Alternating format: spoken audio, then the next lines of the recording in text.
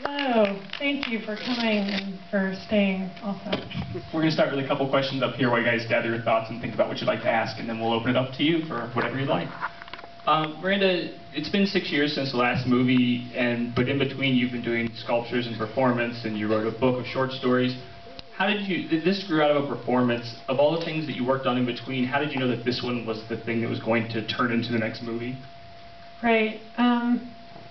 Well, when I started writing the performance, and I've done a lot of performances through my 20s, and so that's a very comfortable and kind of liberating medium for me. But I started doing it sort of with an inkling that maybe I would turn this into a movie, but I thought, because I'd already made a normal movie, Me and You and Everyone We Know, I was like, okay, well this will be like a radical movie with like audience participation, or something will be new about it, and why do two normal movies, and the performance itself was really kind of challenging. Like, if this was the performance right now instead of the movie version of the story, I would ask all the couples in the audience to raise their hands, and then I would pick one couple to be in the whole performance, acting out the part of the couple, and like I would put them in costume and everything. So for them it was like a night never to forget. And I think it worked out. It was totally interesting to me, and had a talking cat and a dance in a shirt, and the idea of stopping time, and there were a lot of ideas I developed in that. But I think by the time I debuted it, I felt ready to make a second movie, and that actually the real challenge would be doing these ideas in a less avant-garde context, and kind of trying to make it work for the Arclight, make it like to bring it all the way to here from there, and that was sort of a narrative challenge, like a story challenge for me. There's a theme that runs through the movie. It's in Papa's first opening speech of inside versus outside, and that's a really interesting idea that I haven't heard you talk that much about. Can you discuss, I think it even ties to why Jason's selling trees a little bit, and how that theme weaves through the movie? Right. Yeah, I think I was thinking a lot about kind of being domestic. And I got married during the time that I was making this movie, and I think there was part of me that wondered, like, can I really do this? Can I believe in the story of this relationship and more than I believe the story that I am basically alone and could never really cleave to another person enough to not just go walking into the night? My husband's not here, so I can. It's not a very reassuring sentiment, but he knows what he was getting into. And so that when I say wild, I kind of mean that, or it's the fear of that more than anything, but that fear can be, could rule your life, even if you never actually did that, and then the cat, cats are always alone. Like, there's not cat couples really, and they're kind of like babies in that way. Like, babies are also single, that has nothing to do with the movie.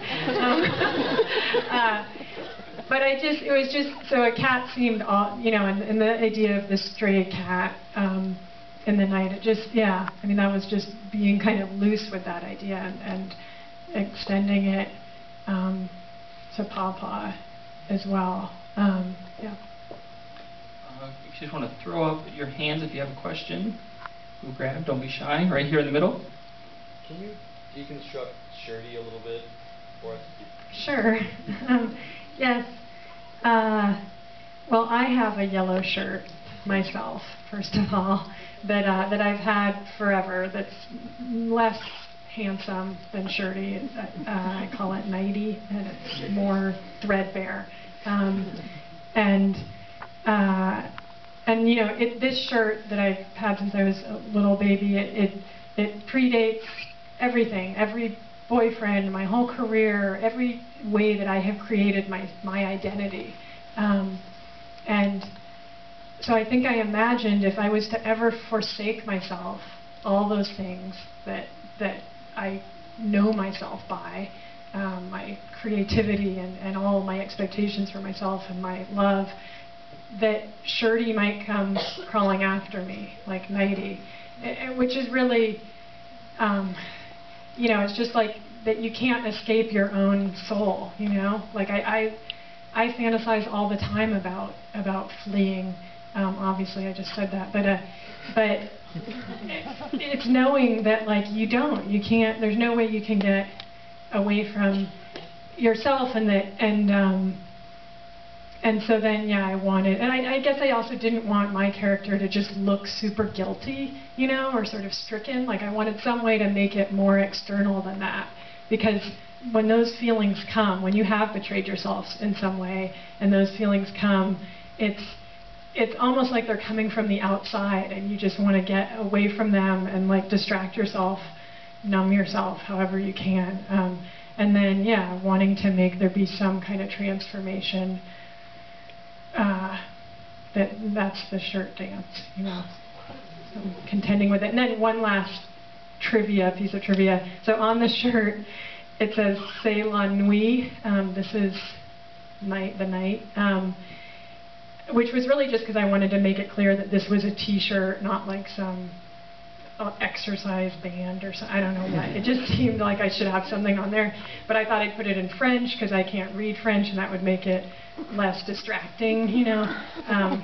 Not good for French people, the movie coming out in France. But and then when I was editing the movie, after we'd already shot it, I had a panicked moment where I was like, wait, what does that mean again? And I looked up to make sure nuit meant night.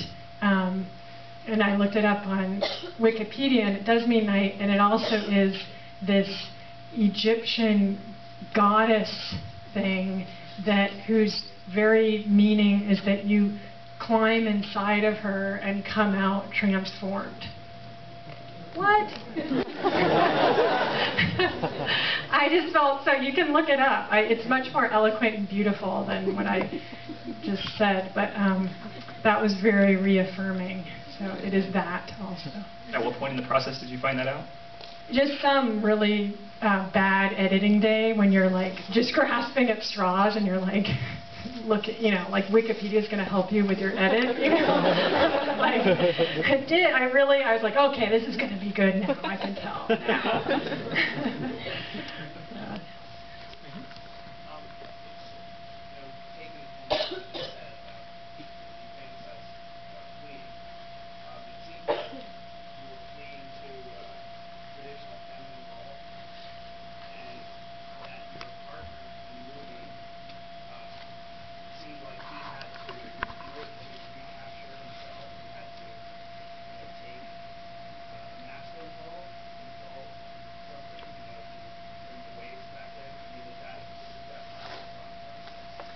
Well, not the last part. The part about the waves, I never thought that.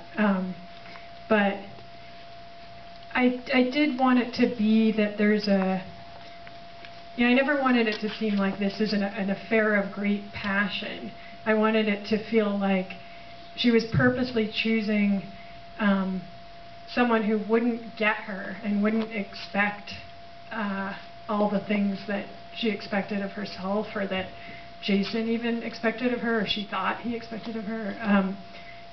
And I think that, I mean, strangers do offer that, you know. It's like they don't have all the things that, you know, your person has, but there's all this openness of like, all these things that you think matter about yourself don't actually matter, and that's kind of a relief. And maybe some things like just your basic womanness that are not always easy to feel or notice, are suddenly all that matters. That's not an enduring love that I'm talking about, but it is real. That is, I experience that in life. Like I encounter men all the time who have a different kind of expectation of me, and so I wanted to show that. I didn't want it to be confusing that she was like just falling in love with someone. That's a different story. That's that won't be clear to everyone. Yeah. What transformation do you feel that you received out of this? Out of making it? Yeah. Oh, that's always so. I mean, I'm sure there's something, but having made a fair number of things now, I can't say ever that it's not like that. It's almost more like you ruin things by making it. So I ruined affairs with creepy men. You know, it's not a bad thing to ruin. I also accidentally ruined the moon for at least a while. For a while, I would go to the ocean and just be like, okay, so if you were gonna stop that, I just totally ruined everything about the ocean. But it's almost like, you spend so much attention on something that was once mysterious and once, could not be articulated, or else you wouldn't have had to make this whole movie. And you just kind of burn through all your, all that openness in a way, and I don't know quite what that does, but it sure forces you to move on.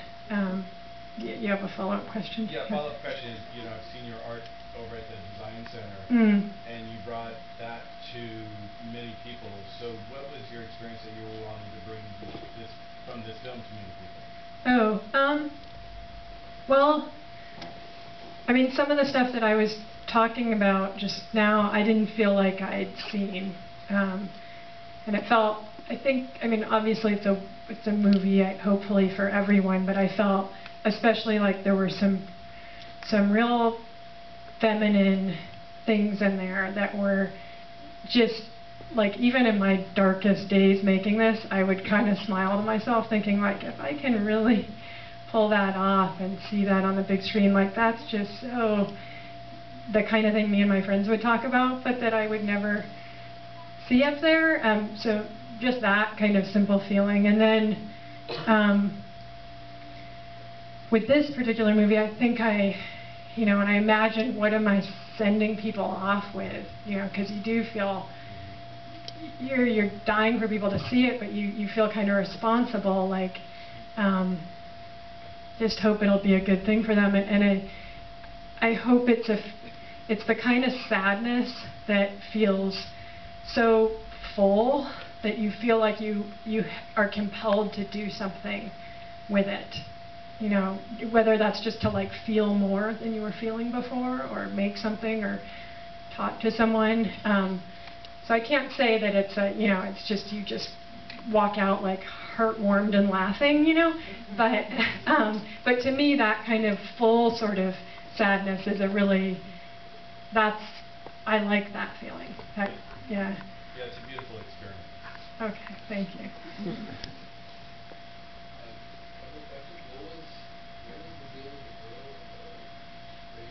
Mm-hmm.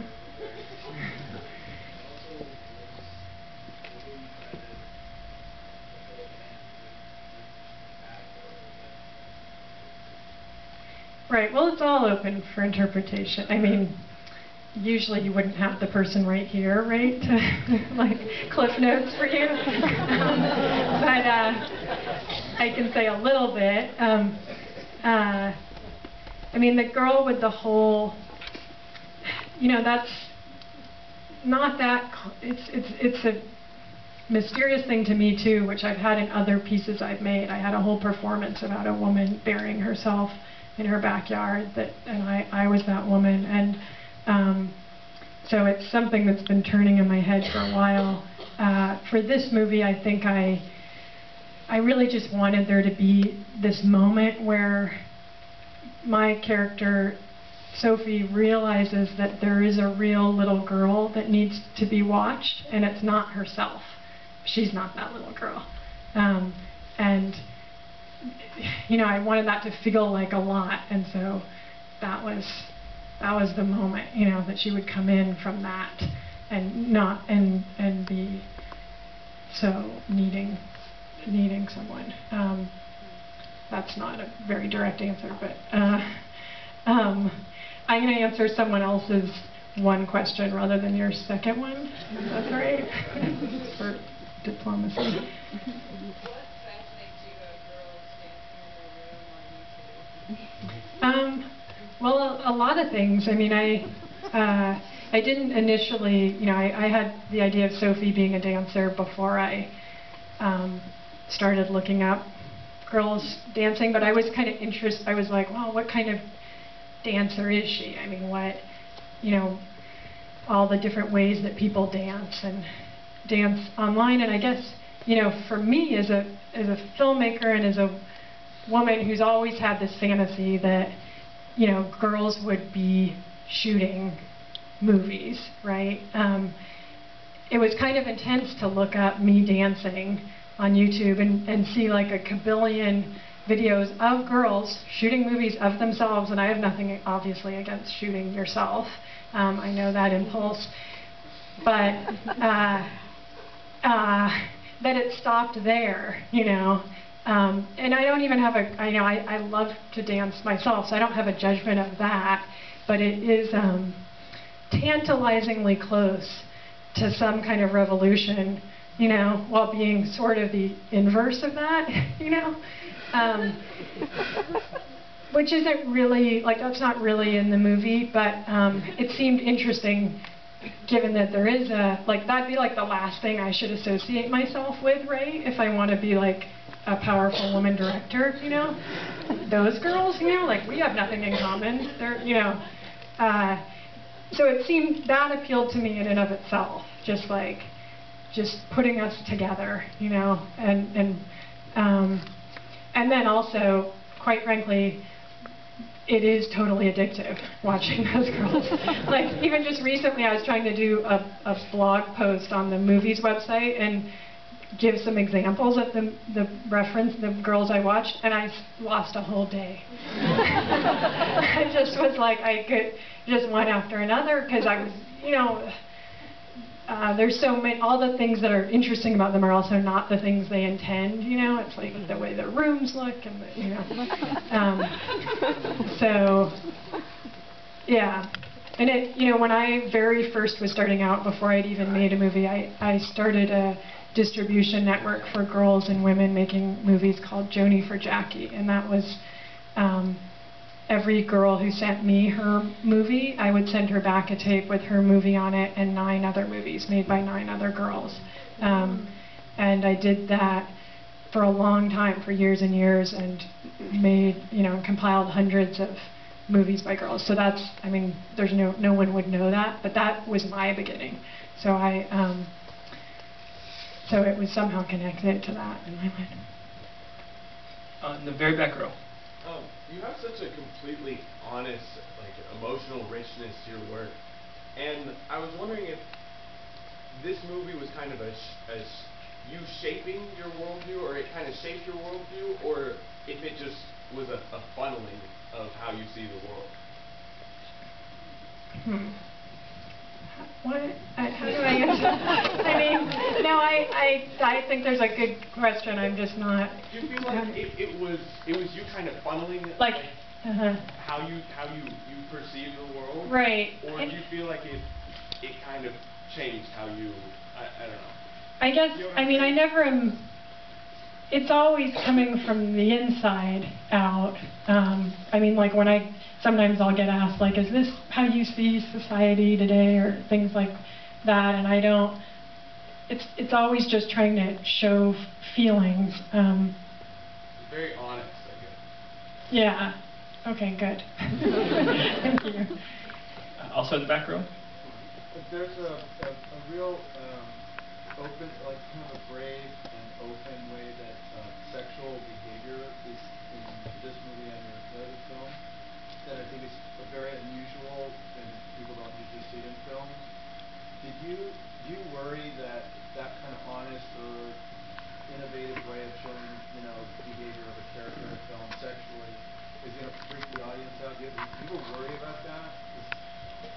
It's about, he was asking about like the sort of innovative ways I use sexuality in this movie and in the last movie, and do I worry that that's gonna throw the audience?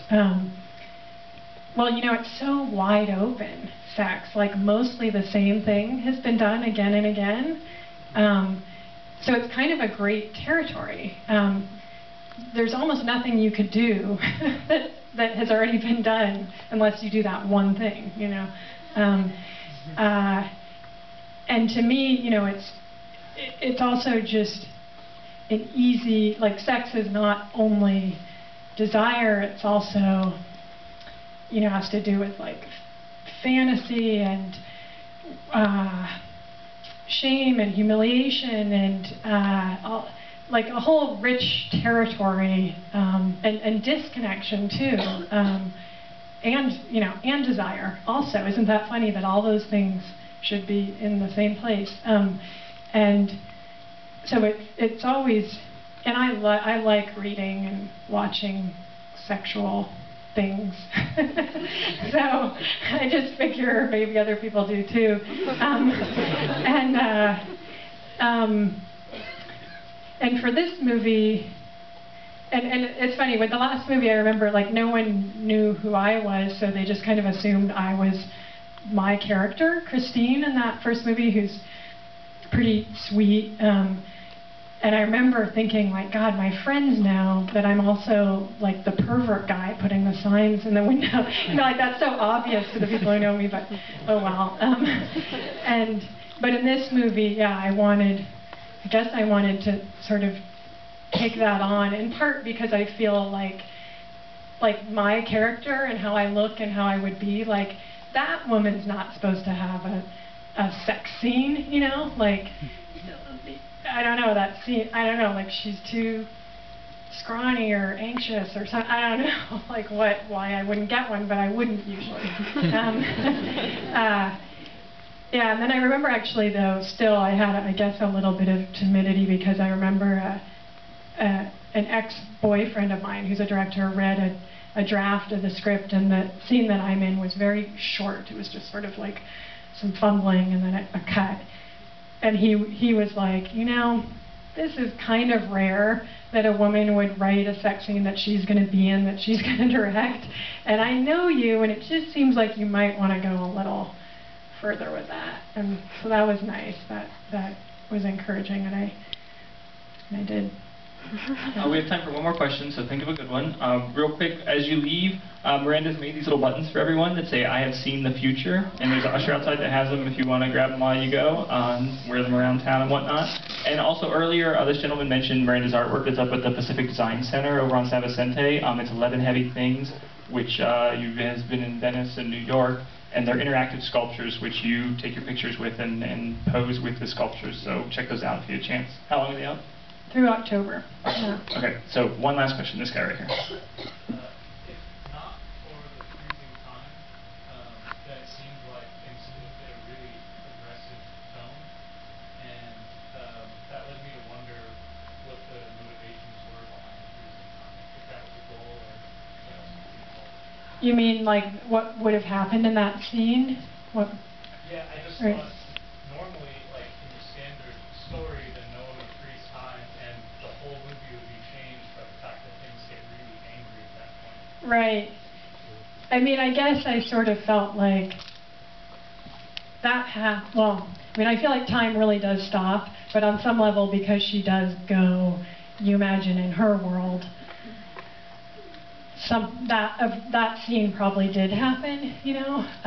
But I guess that, you know, it's like, again, you don't want to do the thing that you've already seen. Like, that scene's horrible, and we've seen it. I mean, it's painful, and we've seen it. But that moment where just like your ears are hot and cold, and you're like, this is not happening, this person is not saying this, and you just, if you could, you would. And that seemed more interesting to me, and like that was the moment that I was most interested in, not when everything falls apart. I mean, that's what we have to live through, being people here together. But I guess if you can like feel like you know that moment, that stopping time moment, and if we can share that, then that feels like like a comfort, like a new thing we get to share. That knowledge of what that feels like. Okay, that was not a great closing answer. Dusty's like, oh, okay. Well, okay, thanks for the reassurance. It's easier to make the scene, believe it or not, than to talk about it, I guess, yeah. Thank you all so much for coming out tonight. Thank you.